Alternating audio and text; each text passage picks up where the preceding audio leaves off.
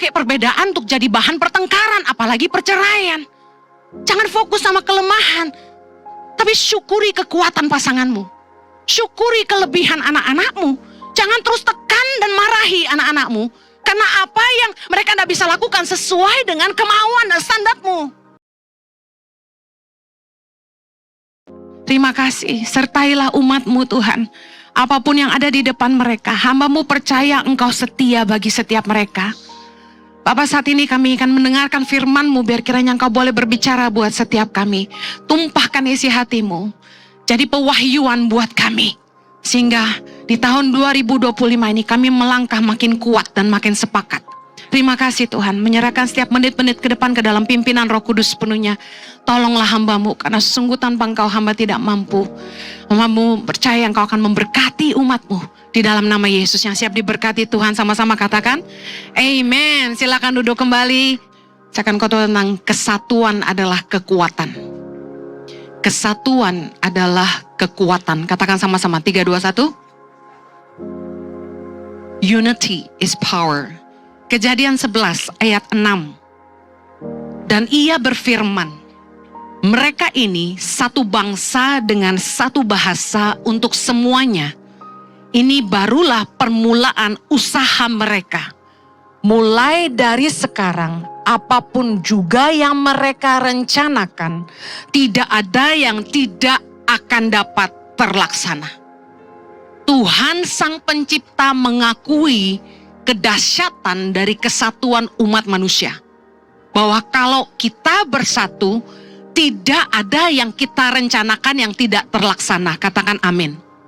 Saya ingin Anda mendengar firman ini untuk keluargamu, untuk pelayananmu, untuk usahamu, untuk pekerjaanmu, bahwa kesatuan di dalam Anda sangat penting. Peribahasa berkata, bersatu kita teguh, bercerai kita runtuh. Kesatuan adalah kekuatan. Apapun yang akan Anda bangun di tahun 2025, yang pertama, bangunlah dengan kesepakatan. Katakan bangun dengan kesepakatan. Matius 18 ayat 19, kita baca sama-sama. Dan lagi, aku berkata kepadamu, jika 2 orang daripadamu di dunia ini sepakat meminta apapun juga, permintaan mereka itu akan dikabulkan oleh Bapakku yang di sorga. Katakan sepakat. Bayangkan Yesus sendiri berkata, jika 2 orang daripadamu sepakat meminta apapun juga, permintaan mereka itu akan dikabulkan oleh Bapakku yang di sorga. Kita percaya pasti yang dikabulkan Tuhan adalah permintaan yang baik dan benar. Amin. Kata sepakat menjadi kunci. Bahwa dalam rumah tangga Anda harus sepakat. Bahwa di dalam usahamu Anda harus sepakat. Bahwa di dalam kepemimpinanmu Anda harus sepakat. Untuk sepakat, hubungan dan duduk makan bersama menjadi esensi. Yesus kerap kali ditemukan duduk makan bersama murid-muridnya. Hubungan dan duduk makan sangat esensi dalam membangun kesepakatan. Karena untuk sepakat, orang perlu duduk bersama-sama. Value, tujuan, visi, aturan, SOP, apapun itu harus dikomunikasikan dengan baik di tim Anda. Harus dibicarakan dengan jelas di tengah-tengah keluargamu. Karena kesamaan nilai, kesamaan tujuan dan kekuatan visi yang akan menyatukan orang-orang yang berbeda. Saya menjadi sangat kagum ketika Tuhan memberikan visi kepada saya untuk mengeluarkan rakyat Indonesia dari kemiskinan dan melahirkan 1000 pemimpin bagi Indonesia. Dari berbagai belahan dunia, orang-orang Indonesia di berbagai belahan dunia, di berbagai kota, di kepulauan Indonesia yang pernah mendengarkan visi dari Tuhan ini bagi hidup saya, mereka mendukung Tangan Pengharapan. Tentu tidak semua, kalau sudah semua saya sudah merdeka. Tapi bagaimana orang-orang yang tidak kami kenal bisa mendukung Tangan Pengharapan? Karena punya mimpi yang sama, bahwa kita lelah melihat Indonesia yang begini-begini saja. Kita rindu ada anak-anak Indonesia yang tumbuh besar dalam takut akan Tuhan dan punya integritas untuk memajukan daerahnya. Amin. Saya bersyukur, suatu hari saya ketemu dengan seorang hamba Tuhan di Bandung, di Padalarang tepatnya. Beliau menggembalakan jemaat hanya 200 waktu itu. Tapi beliau mempunyai 8 pelayanan yang memberkati kota Bandung. Saya bertanya sama beliau, how did you do it? Bagaimana caranya? Saya nggak pernah ketemu gereja yang punya dampak yang begitu luar biasa. Lalu dia bilang, karena saya punya keluarga. Jemaatnya cuma 200, tapi mereka bersama-sama mengerjakannya. Dan dia sebagai gembala mendengarkan visi-visi yang Tuhan taruh di hati jemaat dan leader-leadernya. Tiba-tiba ada satu orang berdiri dan kasih tahu dia, Pak, saya dapat visi dari Tuhan untuk menolong anak-anak perempuan korban pemerkosaan dan perempuan-perempuan yang hamil di luar nikah, supaya mereka jangan menggugurkan kandungan mereka. Gembalanya dukung dan mereka mulai pelayanan itu dari kecil, dari gereja itu sendiri. Lalu sekarang mereka sudah besar dan akhirnya memisahkan diri bikin yayasan sendiri. It's okay. Kemudian ada yang punya hati untuk bikin sekolah murah. Lalu dia dukung visi itu dan mereka mulai bangun sekolah murah yang sampai hari ini ada di kota Bandung. Kemudian banyak lagi yang lain, klinik murah. Ada sekolah internasional yang mahal juga untuk mendanai pelayanan mereka tentunya. Dan lain-lain. Dan dia bilang gini sama saya, dialah orang pertama yang berkata kepada saya, tangan pengharapan butuh rumah. Henny harus punya keluarga. Biarpun jemaatmu kecil, mereka akan jadi keluarga sendiri yang sevisi dengan kamu dan sepakat sama kamu untuk menolong Indonesia. Dan luar biasa, saya tangkap visi itu. Saya ceritakan sama suami saya.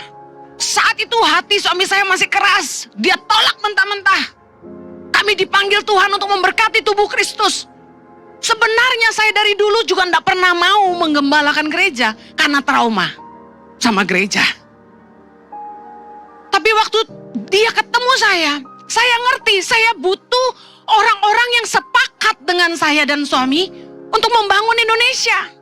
Kita butuh orang-orang yang senilai sama kita, yang setujuan sama kita, dan yang sevisi sama kita. Saya mau kasih tahu, kalau pegawaimu tidak ngerti visimu, kalau kamu rekrut orang yang kerja cuma buat uang, dan tidak senilai dan tidak setujuan, kamu akan lelah. Apalagi kalau kamu piara orang di perusahaanmu yang tidak mendukung visimu, kamu akan kelelahan. Karena untuk bangun sesuatu butuh kesepakatan. Yang setuju katakan amin. Tidak hanya Tuhan memberkati kesepakatan, tapi kita harus sepakat. Makanya kenapa saya tiap kali khotbah saya dengung-dengungkan visi dari Tuhan. Mari kita lahirkan 1000 pemimpin bagi Indonesia yang takut akan Tuhan, mencintai rakyat, cerdas dan berintegritas. Amin. Karena saya butuh keluarga yang sevisi. Karena mimpi ini besar bagi bangsa kita. Kalau gereja-gereja tidak bangun, tidak bangkit, tidak sadar bahwa Indonesia membutuhkan kita. Saya kasih tahu, 10-15 tahun ke depan sudah tidak ada pemimpin di Indonesia ini yang anak Tuhan. Saya di Taiwan, saya ketemu, waktu saya pelayanan di Taiwan, saya ketemu dengan orang-orang Indonesia yang beragama lain. Mereka diberikan beasiswa ke luar negeri untuk berbagai jurusan. Karena mereka dipersiapkan untuk jadi pemimpin bangsa ini. Sementara orang Kristen kalau disuruh nolong daerah-daerah kantong Kristen bilangnya gini, ya biarin aja mereka miskin, mereka malas, mereka pemabuk. Hei, kamu tidak bisa menghakimi kalau kamu tidak mengasihi. Kita harus lakukan sesuatu, amin. Mari sepakatlah apapun yang kamu bangun di hidupmu. Bangun hubungan dengan timmu. Jangan selalu perintah. Jangan hanya selalu menginstruksi. Jangan selalu fokusnya hasil. Kerja-kerja. Ketika Anda mau sepakat, Anda harus bangun hubungan. Anda harus punya komunikasi yang baik dengan timmu. Saya berusaha bangun pelayanan tangan pengharapan dan ICI dengan budaya family. Semua yang kerja berasa kayak di rumah. Kita keluarga. Saya banjiri dengan makanan. Mereka sakit kita urusin. Budaya kita keluarga. Keluarga itu punya beban yang sama. Amin. Jangan punya mental kerja. Kita harus bangun sesuatu di hidup kita. Sesuatu yang bernilai. Sesuatu yang jadi warisan ketika kita tidak ada. Karena itu, sepakatlah di tempat kerjamu. Miliki tujuan yang sama. Bekerjalah pada bos yang punya visi yang sama. Sehingga kamu tidak habiskan tahun-tahun umurmu dengan sia-sia. Jangan kerja hanya untuk uang. Jangan hanya bangun usaha untuk sebuah kekayaan. Miliki tujuan yang lebih besar dari sekedar kaya. Mari bangun sesuatu. Sepakatlah dengan atasanmu. Sepakatlah dengan timmu. Apa yang kita mau bangun? Sepakatlah dalam keluargamu. Duduk bersama. Pastikan kesepakatan itu terjadi dalam hidupmu.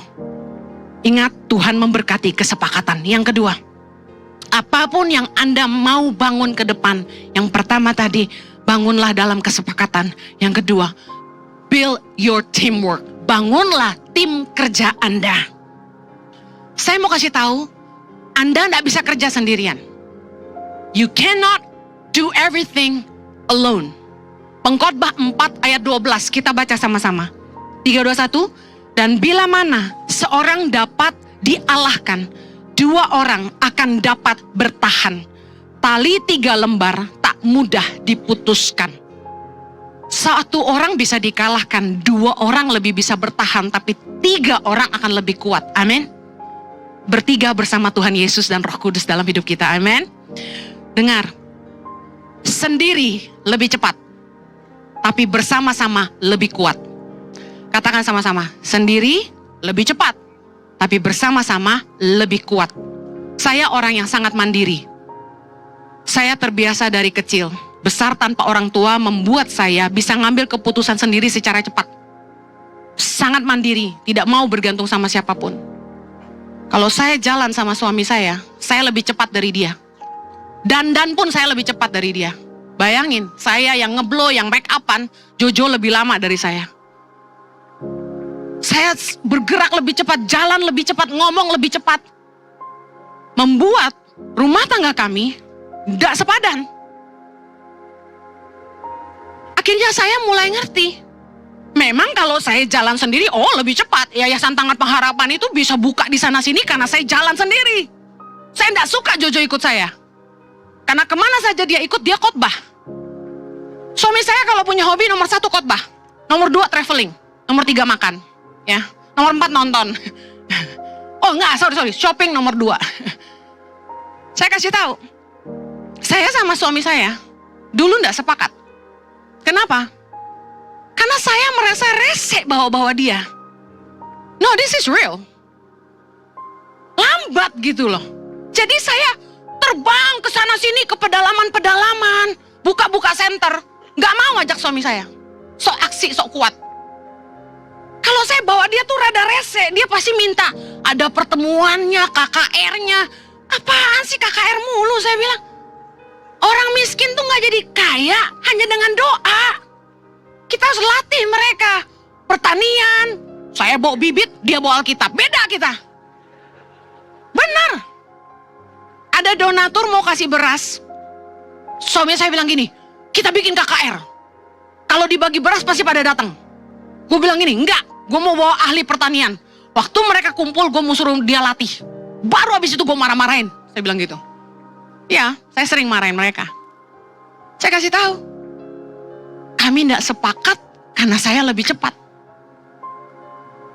Tapi begitu saya ngerem, saya coba gini, saya nggak bisa sendiri. Saya harus sama Jojo.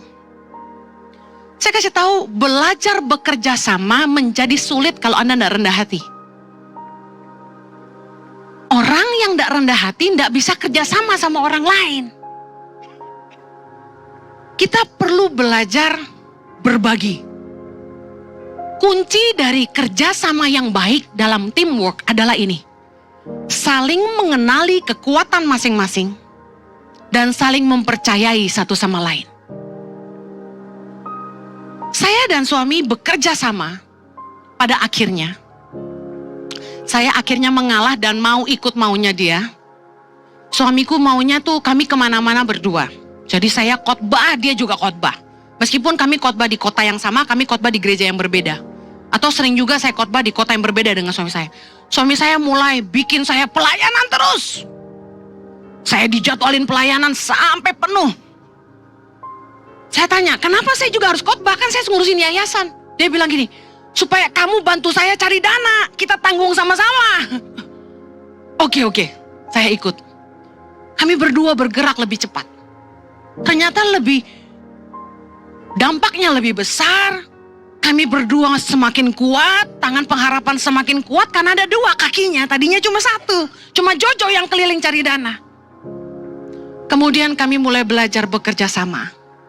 Saya mulai melambat, Jojo lebih cepat. Kami saling mengimbangi. Di yayasan, karena dia suami saya, tentu saya berikan posisi suami saya ketua yayasan gitu kan. Meskipun saya foundernya. Di kantor nggak ketemu nih, cara pandangnya beda. Jojo mau begini, saya mau begini. Staf kami yang kelengar-kelengar, bingung semua. Bapak ngomong gini, ibu ngomong gini, mau ikut yang mana? Akhirnya saya belajar, kerjasama tuh nggak gini. Kerjasama itu mengalah juga. Kadang-kadang kita harus izinkan orang lain yang naik. Dan karena saya nggak mau bertengkar sama suami saya bilang udah kamu yang pimpin aja. Meskipun dia tidak ngerti di lapangannya, tapi dia yang ngurusin staf setiap hari. Ngingetin kerjaan mereka, ayo kalian sudah lagi ngapain. Jojo itu keren banget. Dia bisa manage people dengan sangat baik. Dia bisa tidur jam 2 pagi hanya untuk catetin kemarin dia meeting sama staf itu ngomongin apa. Dia mau follow up yang dia suruh udah dikerjain belum. Aduh kalau saya disuruh begitu semaput gue, emang gue sekretaris lu enak aja. Gitu. Dan dia lakukan dengan luar biasa dan konsisten. Kekuatan seorang Pak Jojo adalah konsistensi. Dia tegas dan konsisten. Kalau saya udah nggak konsisten, hatinya lemah. Staf nggak kerja, nggak dimarahin. Awalnya marah, tapi abis itu dia jelasin gini Ci. Oh ya udah nggak apa-apa. Nggak apa-apa, itu nggak ada dalam kamus Jojo. Dalam kamus suami saya tidak ada kata tidak bisa. Harus bisa. Harus lebih baik, harus dinamis, harus berkembang. Sampai semua staf itu ditarik kapasitasnya sampai mau putus karetnya. Sampai Raja bilang gini, kalau ikut YTP sama Ici, itu harus bisa belah lautan. Sampai gitu. Tapi kekuatan Jojo membuat mereka bertumbuh dengan luar biasa. Membuat mereka melihat, mereka mampu mengerjakan hal-hal yang mereka pikir mereka tidak bisa. Manusia itu kan malas pada dasarnya. Selalu bilang, gak bisa, mana mungkin, gak mampu. Tapi karena seorang suamiku itu konsisten dan tegas, saya lihat semua bertumbuh dengan luar biasa. Di dalam bekerja sama, kita harus belajar mendelegasikan tanggung jawab. Jangan apa-apa mau dikerjain sendiri, capek Anda. Wah, saya belajar ini. Anda bisa pikirin, kalau saya suruh ngurusin YTP sebesar itu dan Ici sendiri, sok aksi. Udah gue bisa, lu diam aja gitu. Gue yang urus. Kira-kira mau jadi apa coba gereja ini? YTP mau jadi apa coba? Tapi sejak saya ngerti kekuatan suami saya adalah ngatur staf kerja, saya serahin ke dia. Saya diam aja, saya gak ikut campur. Bahkan ketika Ici berdiri, saya udah putuskan. Kamu gembalanya, saya cuma istri gembala. Bukan ibu gembala. Catat ini baik-baik. Jadi kalau ada apa-apa, salahin bapak, bukan ibu. Kunci dari kerjasama yang baik adalah mengenali kekuatan masing-masing dan mempercayai satu sama lain. Saya mulai percaya sama suami saya bahwa dia mampu jalankan ini dengan baik tanpa saya. Udah saya khotbah aja. Khotbah aja udah setengah mati, sok aksi mau ngurusin yang lain. Saya kalau ditanya apa-apa, Ciheni, itu tentang komsel gimana? Stop. Bukan urusan gua. Lu tanya Petrus. Ciheni, itu pembicara tamu. Sorry. Tanya Dominika. Kalau dulu Ci Iren. Terus, Jenny, itu nanti kalau urusan... Stop. Aku nggak tahu apa-apa. Tanya sama leadernya. Ketika kita mengerti kata delegasi, semuanya jadi ringan. Kita nggak terlalu stres karena kita nggak perlu ngurusin semuanya. Ya namanya perempuan adalah cerewet-cerewet dikit. Ini kok kotor ya? WC kok bau ya? Kok tong sampah penuh nggak dibuang ya? Gitu-gitu aja lah, namanya juga mama. Tapi selebihnya, saya belajar mempercayai. Awal-awal gereja ICI buka, saya bikin banyak kesalahan. Ngomel! Ini berantakan, itu berantakan, ini, mana. Lama-lama gue exhausted sendiri. Sekarang, udah gak mau ngurus lah. Sampai Ci Iren yang ngerti ukuran standar saya, bingung-bingung. Kok dekorasinya begini doang? Jenny bilang apa? Tanya sama tim. Jenny diem aja. Oh, udah berubah, Ci. Udah lebih mempercayai dan mendelegasi. Udah gak mau pusing lah. Kalau ngikutin standar saya, dekorasi mesti begini, dekorasi mesti begitu. Ici mau habis berapa? Udahlah, gak usah pusing lah. Natal juga setahun sekali, itu pohon Natal besok pagi kita udah gak lihat lagi, bye-bye. 1 Korintus 12 kita lihat. Ayat 20. Baca sama-sama yuk. Memang ada banyak anggota, tetapi hanya satu tubuh. Jadi, mata tidak dapat berkata kepada tangan, aku tidak membutuhkan engkau. Dan kepala tidak dapat berkata kepada kaki, aku tidak membutuhkan engkau. Ayat 22. Malahan justru anggota-anggota tubuh yang nampaknya paling lemah, yang paling dibutuhkan. Ici paling butuh siapa coba di gereja ini? You know? Dalam running the church maksudnya, dalam menjalankan ibadah. Kira-kira menurut Anda bagian terlemah yang paling dibutuhkan siapa? Kalau ada yang jawab benar, saya kasih kaos 1. Siapa? Ibu asrama. Yang paling penting kerjaannya di gereja ICI supaya ibadah itu jalan adalah OB. Anda pikir Anda semalam enak-enak tidur, mereka tidur. Mereka kerja sampai jam 5 pagi tadi malam. Karena jemaat nggak mau pulang, masih foto-foto. Jadi mereka terpaksa nunggu sampai semua cabut, 1.30 baru bisa susun kursi, bersihin balon-balon yang pecah di lantai. Kasihan, saya udah bilang sama Jojo, pasti habis ini masuk angin semuanya. Saya kasih tahu, tanpa mereka ibadah nggak jalan. Anda pikir siapa yang datang paling awal dan pulang paling malam tiap kali kita ibadah? OB. Ini mumpung tahun baru, kasih tips. Firman Tuhan berkata, justru anggota-anggota tubuh yang nampaknya paling lemah, yang paling dibutuhkan. Kita belajar gini, jangan menganggap diri kita lebih hebat dari orang lain. Di dalam kelemahan mereka, mereka juga punya kekuatan yang kita butuhkan. Jangan lihat fokus kepada kelemahan pasanganmu. Fokus pada kekuatannya, karena setiap orang punya kelemahan dan kekuatan. Kalau Anda selalu fokus sama kelemahan, Anda akan berkata gini, gua gak cocok sama lu gak bisa apa-apa, lu mah payah. Tapi kalau Anda fokus sama kekuatannya, Anda akan menyadari bahwa kita satu sama lain saling melengkapi. We complement each other.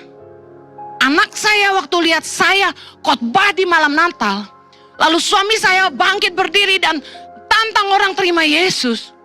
Anak saya bilang gini, Mami, you and Daddy are meant for each other.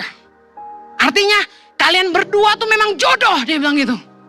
Saya bilang, kenapa kamu baru sadar sekarang? Udah telat, anak udah gede. Dia bilang, wow, kalian cocok banget. Teman-teman kita bilang, mama papa kamu tuh cocok satu sama lain. Puji Tuhan kalau anak-anak kita bisa lihat kita cocok, amin. Kita saling membutuhkan. Jangan fokus sama kelemahan orang, tapi lihat kekuatan mereka. Ini yang paling penting dalam perbedaan. Karena untuk build teamwork, kita akan tabrakan dengan namanya perbedaan. Perbedaan pendapat, perbedaan cara pikir, perbedaan respon. Berikan ruang untuk berkreasi. Berikan ruang untuk orang berkreativitas. Karena cara tiap orang beda. Dulu, kenapa saya sering marah? Waktu gereja awal buka, karena saya coba paksakan cara saya. Saya coba suntikan standar saya kepada tim saya. Dan mereka tidak sanggup, mereka exhausted. Karena tidak ada yang bisa jadi Henny dan Henny tidak bisa jadi mereka, kan gitu.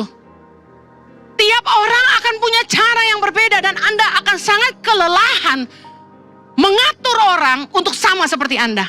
Saya mau Anda dengar ini baik. Yang kita bangun kesatuan bukan keseragaman.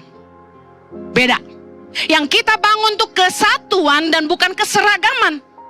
Unity is not uniformity. Dalam kesatuan, kita akan lihat perbedaan kekuatan yang saling membutuhkan. Jangan coba ubah orang, izinkan mereka berkreasi. Saya paling gak suka kalau ada orang yang bilang gini, saya gak cocok nih sama selera desain dia. Kamu umur berapa? Dia umur berapa? Masing-masing punya taste sendiri. Kamu punya pasar sendiri, dia punya pasar sendiri. Izinkan orang berkreasi, amin. Efesus 4, perikopnya bagus. Kesatuan jemaat dan karunia yang berbeda-beda. Sih? Karunia beda, tapi jemaat harus bersatu. Ayat 2, hendaklah kamu selalu rendah hati, lemah lembut dan sabar. Tunjukkanlah kasihmu dalam hal saling membantu. Dan berusahalah memelihara kesatuan roh oleh ikatan damai sejahtera. Satu tubuh dan satu roh, sebagaimana kamu telah dipanggil kepada satu pengharapan yang terkandung dalam panggilanmu. Dengar baik, perbedaan dibutuhkan supaya kita saling melengkapi. Dan untuk bersatu, kita harus rendah hati, lemah lembut, sabar, dan ini penting, saling bantu. Jojo membantu saya di area yang saya tidak bisa. Dan saya membantu Jojo di area yang Jojo kurang bisa. Kita harus mengenali kekuatan masing-masing dan saling membantu. Sehingga kita saling melengkapi. Jangan pakai perbedaan untuk jadi bahan pertengkaran, apalagi perceraian. Jangan fokus sama kelemahan. Tapi syukuri kekuatan pasanganmu. Syukuri kelebihan anak-anakmu. Jangan terus tekan dan marahi anak-anakmu. Karena apa yang mereka tidak bisa lakukan sesuai dengan kemauan dan standarmu. Izinkan orang lain berbeda dengan Anda. Karena kesatuan bukan soal keseragaman. Kesatuan bicara soal bagaimana kita bisa melihat perbedaan sebagai kekuatan yang saling melengkapi.